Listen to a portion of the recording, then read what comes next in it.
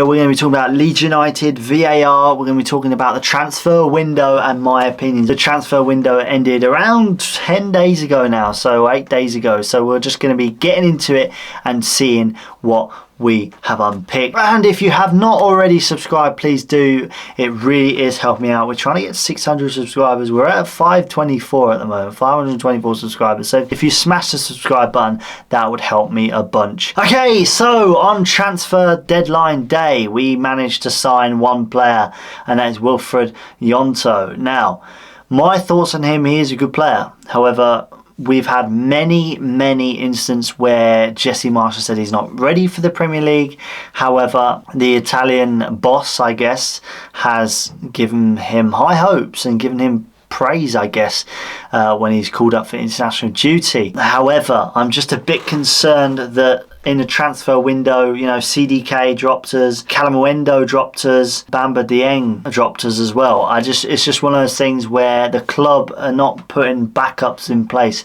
We didn't even thought about a centre back or a left back, I should say. I'm just a bit disappointed at the fact that Leeds United didn't, you know, act quickly in the transfer window. They waited so long in the transfer window, right to the end they ballsed it up, and I just don't understand how you can do that, especially when we've had loads of players come in the first half of the transfer window and then sort of nothing in between, and then nothing at all. One player coming through the door at 11 p.m. at night just before the transfer window ends. Now that really does raise some concerns for me, because in the past couple of games, Llorente, he's been absolute shocking. Yes, he is a good player. I'm not going to doubt him. I'm not going to throw shame at him. However, the mistakes he's been making over the past few games is just not acceptable. I feel like we need to sub him and get someone replace him ASAP, and he could be a backup, because he caused so many balls up in the last game, especially the feet with the shuffle. I was fuming. Obviously, the previous video to this was the reaction to that game, and unfortunately football will be cancelled this weekend, or on Monday I should say, due to the passing of Her Majesty the Queen. So sending love to the family, the royal family, and everyone else around the world who loves the Queen dearly. So my honest opinions on Llorente, is he good enough? No. I would say that he needs to go back to basics, back to training, and then essentially get someone in to replace him. He just wasn't good enough on the day. He hasn't been good enough in any single match this season, apart from the first game, I believe. So let me know what you think about him down in the comments down below. And who else do you think we're going to sign in the January transfer window? Will we sign Cody Gakpo? Obviously, Louis van Gaal got in touch with him and told him not to come. But I have a sweet feeling he will be over the line in January, but we will see. Any other players that will come in, obviously Harrison, they're looking to do a deal to extend his contract as we speak right now, so that will be very interesting. Christensen, he was playing really well in the first half of the season, beginning of the season, and now there's been a bit of trickle stuff, and obviously he's been injured, I think, and obviously we've got Rodrigo, he's injured as well with his arm. Still not over that. The VAR controversial stance, and all teams in the Premier League are on that weekend, last weekend, where the referees were just blind or making decisions based on an imaginative world.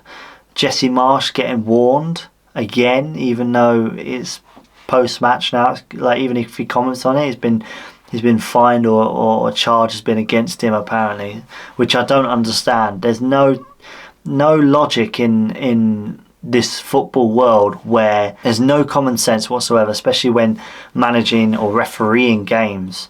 And if they can't get that together, it's just ruining football. It's just ruining it. Should we get rid of VAR? Let me know down in the comments down below, because I don't know. If it's used for corruption, then I don't want VAR in the game, and quite frankly these referees need investigating. Thomas Tuchel, obviously this is not related to Leeds United, however Thomas Tuchel has been sacked and has been known for a couple of days now by Chelsea, and obviously they've released a statement of saying it's been 100 days and, you know, we've been in power, we want a new manager to become on this vision with us over the 100 days. It just doesn't make sense to me. I just don't understand how Chelsea can fire Thomas Tuchel over honest comments that he is releasing and being asked. This is the problem. Everyone is silenced these days, and if not, you will get punished. You will get sacked, you'll get fired, you'll get charged, you'll get fined, you know? It just doesn't make sense. There's no filter.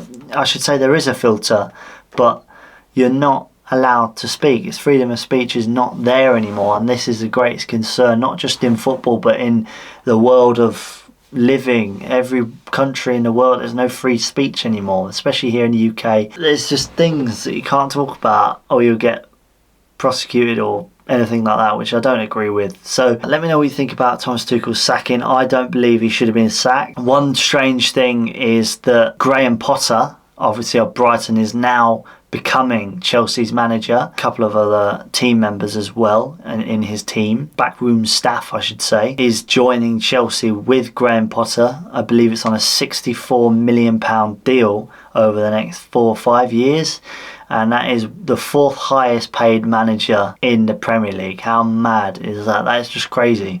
Imagine getting that much. It's not just about the money, obviously the passion and trying to level up your game and stuff like that, but I feel like Chelsea is a very toxic club, especially the ownership.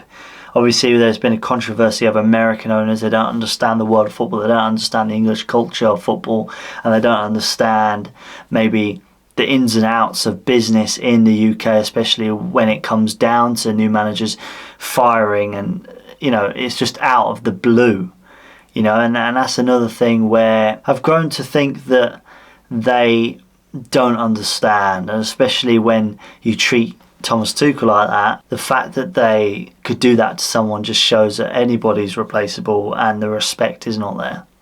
So let me know what you think about that down in the comments down below. And James, I'm very ashamed of Leeds United and how they treated Dan James, sending him to Fulham. I just don't understand. We need him. Yes, he's slacked a little bit, but he is a good player. Our second most expensive player signing, I should say. I just don't understand how the club have come to some conclusion of sending him to Fulham, one of our rivals, that we could be competing against in relegation, like I said before.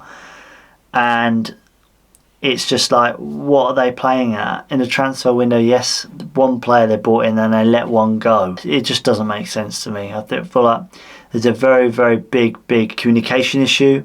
How they dealt with James, the disrespect, I feel sorry for him, to be honest. All I can do is apologise on behalf of the club, but hopefully he comes back, because I don't think he would want to come back to Ellen Road next season because of how the club has treated him. And yeah, I'm a little bit ashamed on that front. Oh, let me know what you think about all these things down in the comments below. VAR, the transfer window deadline, not enough players coming in, how they treated Dan James, corrupt referees. Build the conversation, build the community, and most importantly, if you have not subscribed yet, please do that right now. You're helping me out a bunch, and I'll see you guys in another video. See you later.